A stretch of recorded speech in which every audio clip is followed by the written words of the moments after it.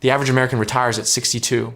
Their body starts its most significant physical decline at 58. That 4-year gap between when the body starts failing and when the financial system tells you it's acceptable to stop is not an accident. It is, functionally, the retirement industry's most profitable design feature. But here's what they buried in 4 paragraphs of IRS code that your financial advisor has almost certainly never mentioned. You can access your 401k completely penalty-free at 55. Not 59 and a half, 55. And unlike most early retirement strategies that require you to stop working at 40 and survive on rice and index funds, this one works inside the conventional retirement system. It's not a workaround. It's written directly into the Internal Revenue Code. And the reason it's rarely discussed tells you more about the financial services industry than anything else I could say on this channel. This isn't really about early retirement. It's about a specific IRS provision that changes the entire timing conversation and about why the math that looks right on a spreadsheet can be catastrophically wrong when you factor in what actually happens to your body between 55 and 70. Because you're not just investing in a number, you're investing in a version of your life. And that version has an expiration date the retirement industry has zero incentive to tell you about. The provision is called the Rule of 55. And by the time this video is over, you will understand it well enough to build an actual plan around it, including the specific traps that turn it from a powerful tool into an expensive mistake for people who try to use it without the full picture. By the way, I built a free early retirement calculator because most online ones are mathematically wrong. They use simplified return assumptions that ignore sequence of returns risk and don't model the tax bracket optimization I'm about to explain. It uses the same modeling logic that BlackRock and Vanguard use internally, and it will expose the specific weak points in your plan. I only ask for your email to send the report because I don't store any of your financial data on my end. Link is in the description. Now, here's the image I want you to hold in your mind for the entire video. Retirement accounts are like fruit. There's a window when that fruit is perfectly ripe. Pick it too early before the Rule of 55 window opens and you pay the 10% early withdrawal penalty, like biting into something that isn't ready yet. Wait too long and the fruit keeps growing on paper. More compound growth, more digits on the statement, but you might not have the teeth to eat it anymore. The Rule of 55 is about understanding precisely when your specific fruit is ripe. And the argument I'm going to make, backed by IRS code and actuarial data, is that ripeness arrives years before the retirement industrial complex will ever admit, because nobody in that industry profits from you picking your fruit on time. Let me start with the mechanics, because if you get even one of these details wrong, the whole strategy collapses. The Rule of 55 is written into the Internal Revenue Code at Section 72, subparagraph T, Clause 2, subclause A, Roman numeral 5. It says that if you separate from your employer in or after the calendar year you turn 55, you can take distributions from that employer's 401k or 403b plan without the standard 10% early withdrawal penalty. Separation means retirement, resignation, layoff, or termination. The IRS does not care why you left. The trigger is when, not why. You still pay ordinary income tax on every dollar you withdraw. That's not going away. But the 10% penalty that normally applies before age 59 and a half on a $200,000 withdrawal, that's $20,000. On a $500,000 withdrawal, that's $50,000, is completely eliminated. I said calendar year, and I meant it precisely. If you turn 55 in October and you separate from your company in January of that same year, you're eligible. You do not have to wait until after your birthday. January of the year you turn 55 is the earliest possible trigger date. This single detail pushes the effective earliest access date forward by up to 11 months for people who are planning to wait until their actual birthday. For someone who has been grinding through a job they've hated for 3 years, 11 months is not a rounding error. Now, in a few minutes, I'm going to show you why the tax math of early retirement might actually make you wealthier than staying in the workforce another decade. But first, you need to understand the trap that catches almost every person who tries to use this rule without knowing the full picture. Because it's the kind of mistake that costs hundreds of thousands of dollars and is completely invisible until it's too late to fix. The rule of 55 only applies to your current employer's plan, not your IRA, not 401ks from previous jobs. Only the account sitting inside the plan of the employer you are actively separating from at the moment of separation. Think about how many people change jobs 2 or 3 times over a 25-year career and roll their old 401ks into IRAs each time. Because every financial publication you've ever read tells you to do exactly that. Consolidate your accounts. Simplify your financial life. It's advice that sounds correct in isolation. In the context of the rule of 55, it can be extremely costly. Once that money is in an IRA, it's governed entirely by IRA rules. And IRA rules say no exceptions before 59 and a half. The rule of 55 does not exist in IRA territory. That money is locked regardless of when you leave your job. Here's what the person who actually understands this rule does differently. Before they leave, and I mean well before, not in the final weeks of employment, they contact their current employer's HR department and initiate a rollover of all old 401ks into the current employer's plan. Most plans accept incoming rollovers from other qualified plans. The money consolidates under the current employer umbrella. And when separation happens, the entire balance, including every dollar from previous employers, falls under the rule of 55 penalty exemption. The fruit is all on one tree, and it's all ripe at the same moment. But there's still a trap inside this trap. Not every 401k plan allows systematic periodic withdrawals after separation. Some plans require a lump sum distribution, meaning you either take everything at once or you leave it there. If you're forced to take a $1.5 million lump sum in a single calendar year, you will be in the 37% federal tax bracket on a significant chunk of that distribution. The rule of 55 waives the penalty. It does not waive income tax. A forced lump sum scenario could cost you more in taxes than the penalty you avoided, making the entire strategy counterproductive. This is why before you do anything else, you need to read your plan's summary plan description. Your employer is legally required to provide you this document. Find the section on distribution options for separated employees specifically. If the only option listed is lump sum, you have a different problem to solve. One solution. Some people have intentionally moved to employers with more flexible plan structures in the years before their plan separation date, specifically to have better distribution options available under the rule of 55. That sounds like a lot of work. It is considerably less work than losing 37 cents of every dollar to taxes on a forced lump sum.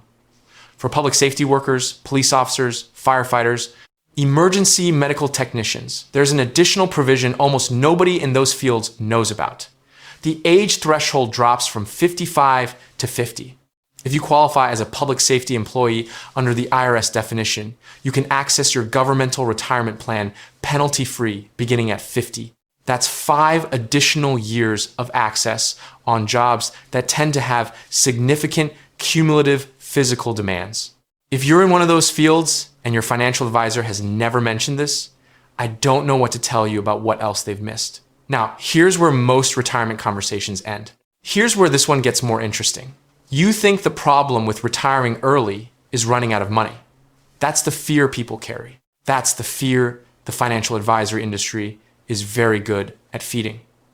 But the actual biggest risk, the one that shows up consistently in the data, is not running out of money. It's running out of time while you still have the money and the health to use it simultaneously. That window is narrower than anyone will tell you, and understanding its actual dimensions changes the whole calculation. I want to introduce a framework I call the 3-window model of retirement health because it maps onto the actuarial data more accurately than anything the retirement industry typically shows you. Window 1, the go-go years. Roughly 55 to 68 for a reasonably healthy person. High physical capacity, high cognitive energy, low medical burden. This is when you hike, travel, sleep in uncomfortable beds in foreign countries, carry your own luggage, eat things you probably shouldn't, and don't think twice about an 8-hour layover in a city you've never seen. Window 2, the slow-go years, roughly 68 to 78. You're still mobile, still engaged with the world, but the ambitions scale down. Shorter trips, more familiar destinations, better hotels, earlier bedtimes. Window 3, the no-go years, post 78 or whenever chronic conditions accumulate past a personal threshold. You're still alive, possibly for another 15 years.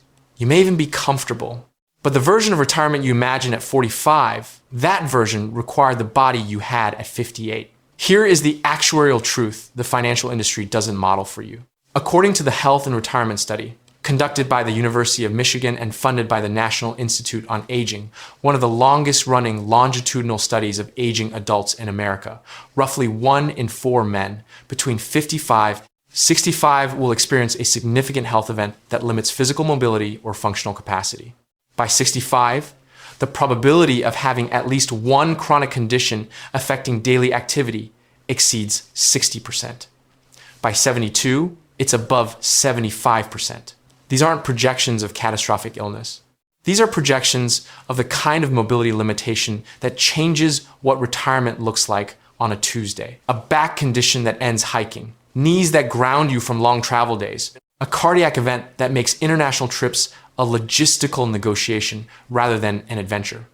David Blanchett, the Morningstar researcher who documented the retirement spending smile, the empirical pattern showing that retirement spending is highest in the early years, drops through the middle, and then spikes again at the end on healthcare, found in subsequent research that the typical retiree's real spending declines roughly 1 to 2% per year throughout retirement. That sounds like good news for your portfolio. It's not good news for your life. The reason spending drops isn't contentment. It's capability progressively eliminating options. You're not choosing not to spend on adventure travel at 74. The adventure is choosing not to accommodate you. By the way, hit subscribe if this is landing for you, because the YouTube algorithm is genuinely capricious. And if you don't subscribe, it may not show you my videos again, despite the fact that you've made it this far into a video about retirement tax strategy, which tells me you're probably exactly the person this channel is built for. There's a secondary story running through all of this that I want to introduce here and resolve later, because it illustrates something about how people actually make these decisions versus how they think they make them. A woman, I'll call her Carol, spent 31 years as a project manager at a mid-size insurance company. By 54, she had $800,000 in her 401k, a paid-off house, zero debt, and actual annual spending of around $60,000. She found out about the rule of 55, ran the numbers herself, and confirmed they worked. She could have retired comfortably at 55, but she didn't. I'll tell you what stopped her and what happened as a result in a few minutes, because it's the most important part of this entire conversation.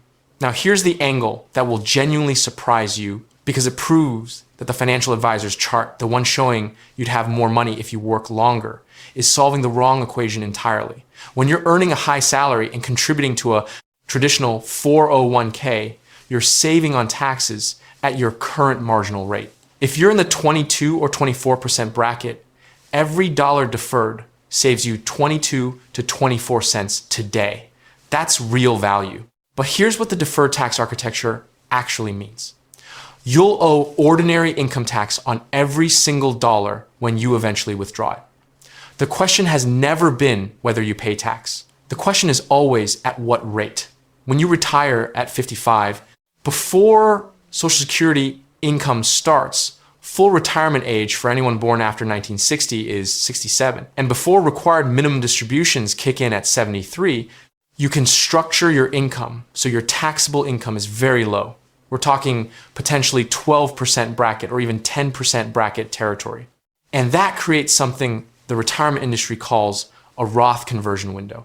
It's one of the most powerful tax optimization opportunities in the American tax code. And it is structurally unavailable to people who are still employed at a high income. Here's how it works. You take money from your traditional 401k or IRA and move it to a Roth account. You pay income tax on the converted amount at your current bracket rate. Everything in the Roth then grows completely tax-free for the rest of your life. Your heirs inherit it tax-free. The lower the bracket at which you execute the conversion, the more powerful the strategy. If you convert $50,000 while in the 12% bracket, you pay $6,000 in federal tax. That same $50,000 left in the traditional account and withdrawn at 68 when Social Security income has pushed you into the 22% bracket generates $11,000 in federal tax on withdrawal, before accounting for the fact that the tax-deferred growth was also destined to be taxed. You save $5,000 on that single year's conversion. Multiply that across a decade of strategic conversions, and you're talking about a meaningful lifetime tax number that conventional retirement planning simply never models. But here's the critical tension between the rule of 55 and the Roth conversion strategy.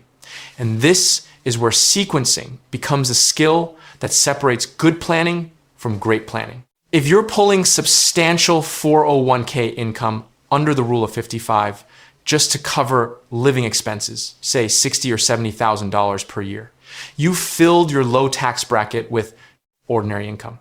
There's no room left for Roth conversions. The two strategies are competing for the same bracket capacity. The solution is income source sequencing. In the early years of retirement, draw from your taxable brokerage account first. Sell appreciated positions. For a single filer in 2026, long-term capital gains are taxed at 0%. If your total income stays below approximately $49,000, the threshold is adjusted for inflation each year and has been rising steadily. You could realize $30,000 or $40,000 in capital gains in a year and pay zero federal tax on that income, as long as your 401k withdrawals and other ordinary income don't push you over the threshold. While you're doing this, keep the 401k withdrawals smaller just enough to cover the gap between your brokerage income and your actual spending, and use whatever is left of the 12% bracket for Roth conversions. This is fruit management at its most precise. You're picking the right fruit in the right order to minimize tax waste and maximize the after-tax value of everything that remains. Quick aside, I was explaining this sequencing strategy to someone at a dinner, walked them through the whole logic. At the end they said, "So the trick is to have less reportable income?" I said yes, essentially. They looked at me like I'd suggested something illegal. Welcome to the tax code, where the winning move is sometimes earning less on paper, and the people who figure that out quietly have significantly better retirements than the people still trying to maximize their W-2. Now let me build out one concrete scenario with real numbers, so this doesn't stay theoretical. I'll call him David. He's 54, works in tech-adjacent operations management, earns $180,000 per year. He has $1.3 million in his current employer's 401k, $200,000 in old 401ks from 2 prior jobs, and $150,000 in a taxable brokerage account of index funds. He owns his home outright. His actual annual spending, confirmed by 12 months of bank statements, not what he thinks he spends, is $70,000 per year. He has not genuinely liked his job in 3 years. His sleep is poor. He's missed family events for work travel multiple times in the past year. His financial advisor's recommendation, work until 62, maximize Social Security, allow compound growth to work in his favor. Projected 401k balance at 62, roughly $2 million. The advisor shows him a chart. The chart is mathematically accurate. The chart is solving for the wrong variable. Here's what David actually does. At 53, he contacts HR and initiates rollovers of both old 401ks into his current employer's plan. The plan accepts incoming rollovers. $1.5 million now sits in the current plan, all of it eligible for Rule of 55 treatment. He separates from the company in January of the calendar year he turns 55, full eligibility on the entire $1.5 million. Year 1 withdrawal strategy. $35,000 from the 401k as ordinary income. $15,000 from selling taxable brokerage positions, long-term capital gains. $20,000 from Roth contribution basis he's accumulated over the years, which comes out completely tax-free, no tax event at all. Total spending covered $70,000. Total taxable income, $50,000. Consisting of $35,000 in ordinary income and $15,000 in capital gains. After his standard deduction of approximately $15,000, his taxable ordinary income is around $20,000. His $15,000 in capital gain stack on top But because his ordinary income is well below the 0% capital gains threshold, a significant portion of those capital gains is taxed at 0%. His total federal tax bill for the year, under $4,000. Effective rate on $70,000 of total spending, under 6%. Healthcare. His projected income structure qualifies him for Affordable Care Act subsidies in his state. His monthly premium after subsidy comes out to $320. He had budgeted $500. He comes in $180 per month under budget on the item that most commonly destroys early retirement plans. The Roth conversion layer, with $35,000 in 401k income as his primary ordinary income source, and the standard deduction reducing taxable income to around $20,000, he's deep inside the 12% bracket. He runs a $15,000 Roth conversion each year, paying $1,800 in federal tax on that conversion. Over 10 years before Social Security begins, he converts $150,000 into a Roth at 12% total federal tax paid on those conversions, $18,000. That same $150,000 left in the traditional account and withdrawn at 68 when Social Security income pushes him into the 22% bracket, $33,000 in federal tax. He saves $15,000 in lifetime tax through this sequencing, and that's before accounting for any tax-free growth inside the Roth account itself. At 65, Medicare replaces the marketplace plan.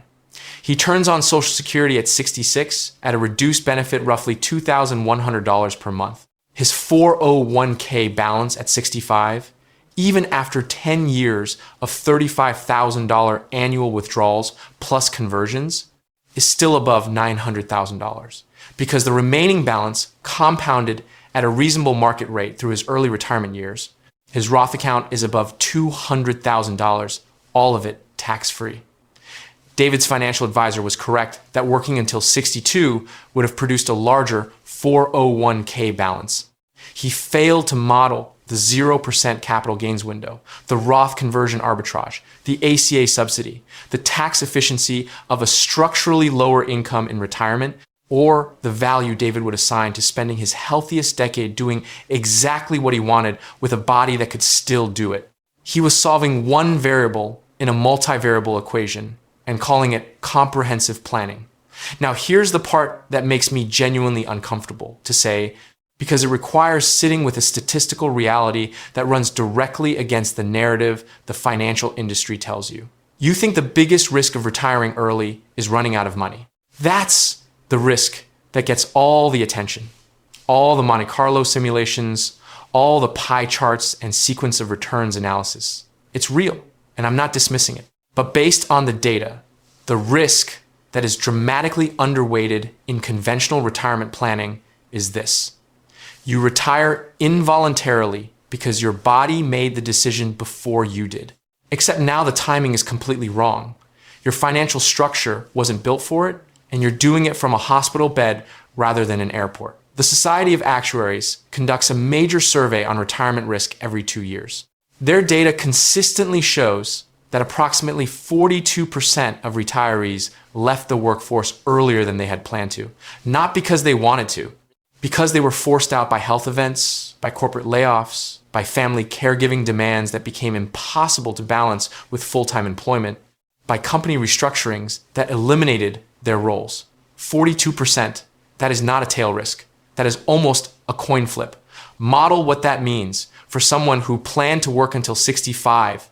They have the savings of a 58-year-old because they budgeted on 7 more years of contributions and market growth. They are potentially facing elevated spending because the reason they stopped working was a health event. And they have the psychological profile of someone who had the timing stripped from them, not someone who made a deliberate, autonomous decision. The research on involuntary retirement is unambiguous.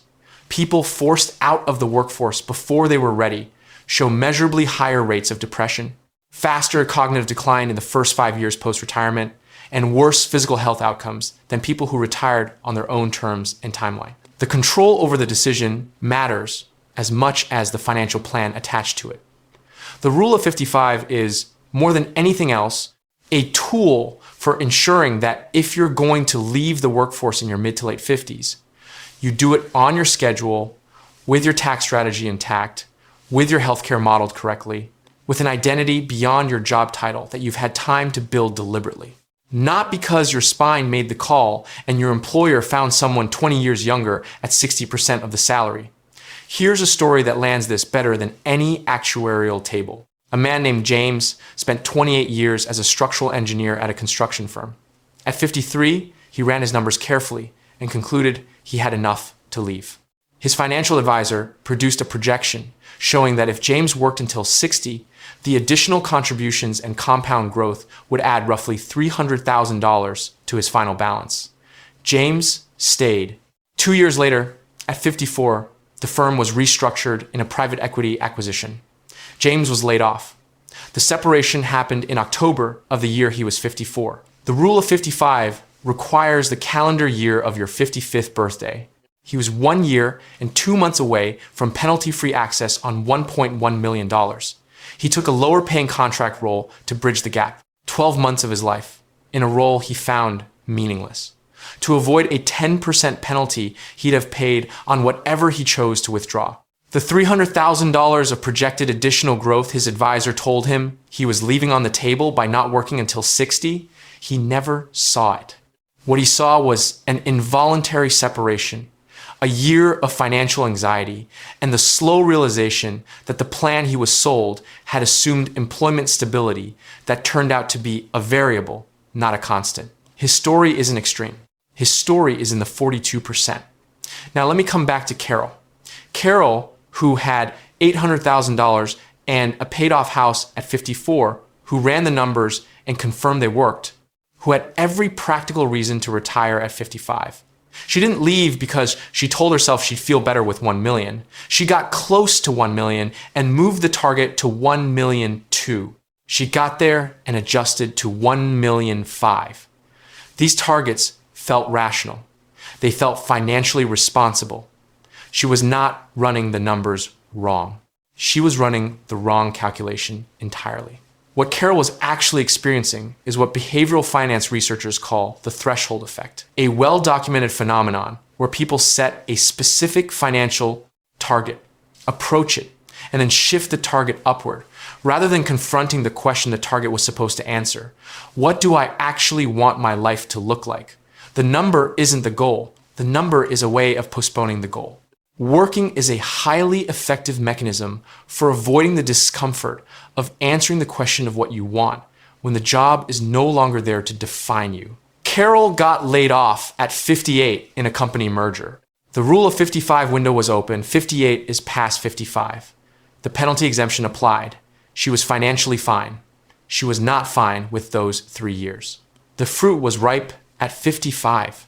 She watched it get incrementally larger and watched her window for using it optimally get narrower, while telling herself a story about prudence that was actually a story about anxiety.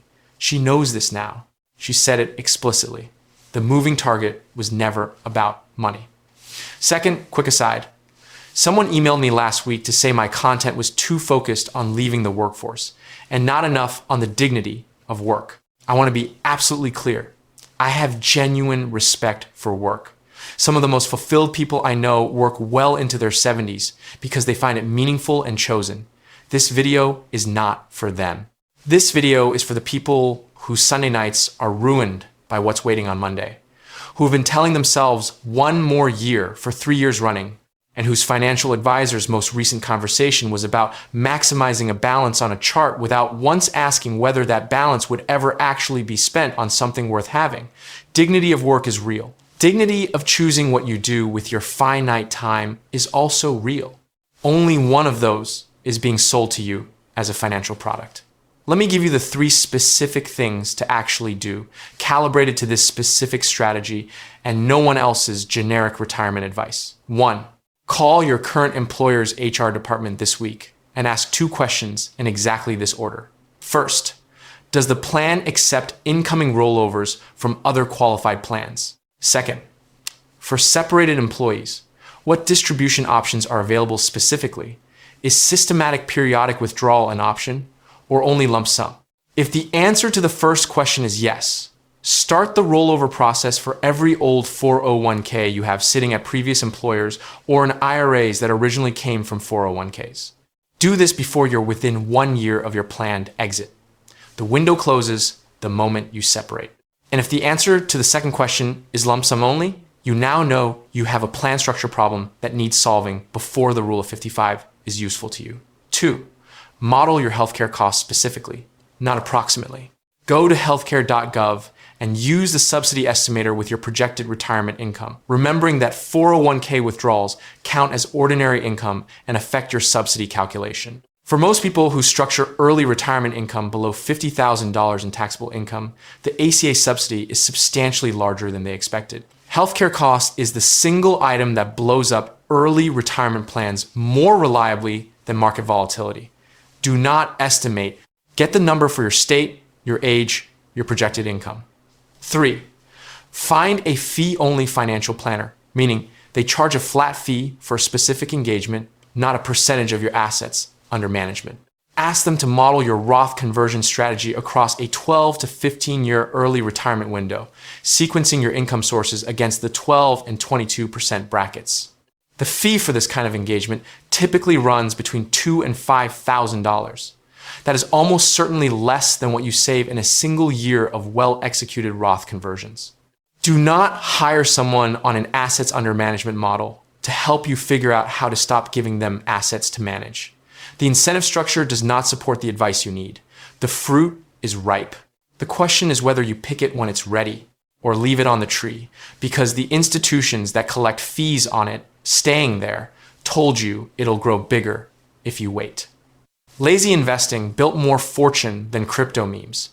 And the difference between the guy with one first aider, 0.4 million in his 401k, who can't board a long-haul flight without wincing, and the guy with 900,000 who sent a photo from Patagonia isn't account balance. It's that one of them read 4 paragraphs of tax code